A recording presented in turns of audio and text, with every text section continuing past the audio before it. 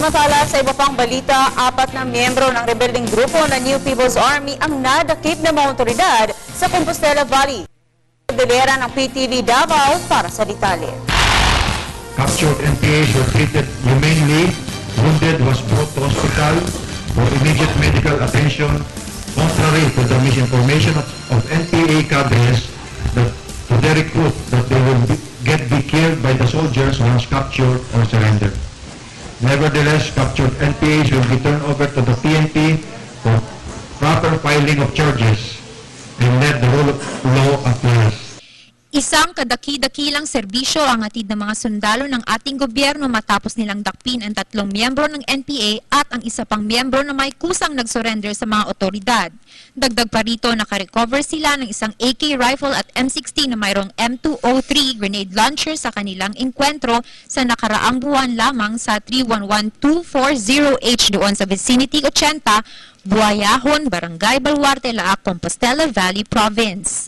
Ang mga iba pang nakuha ng mga armas ay isang M653 rifle na mayroong M203 na grenade launcher sa enkwentro sa 311600H na nakalipas na buwan sa parehong puok. Live AMMOS ng M60 machine gun at metro ng electric wire para sa landmine nila naman ay nai-recover sa 310840H at isa pang landmine with firing device sa 311340H sa parehong lokasyon. Kasali pa sa nai-recover ay ang mga dental equipment, medical paraphernalias ng NPA at iba pang pampersonal na pagmamay-ari, halimbawa ng mga damit o uniforme sa pareho pa ring lokasyon. Sina First Lieutenant Puhayon, First Lieutenant Ugadan, First Lieutenant Fernandez, Second Lieutenant Carino, CPLA Kanja, PFC Milagrosa, PFC Coca, PFC Poloyapoy ang siyang mga dahilan sa nakamit na tagumpay.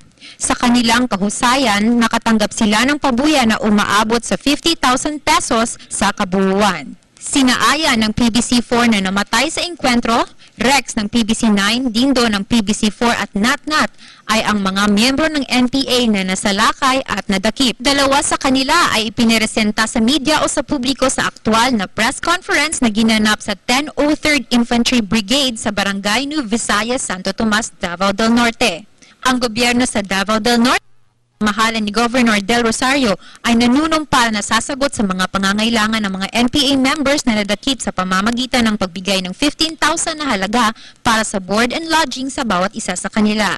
Nagpapatunay na inaayon nila ang kilos nila sa motto na serving the people, securing the land at karapat-dapat sila sa natamong parangal. Para sa Telebisyon ng Bayan, Angel Delera.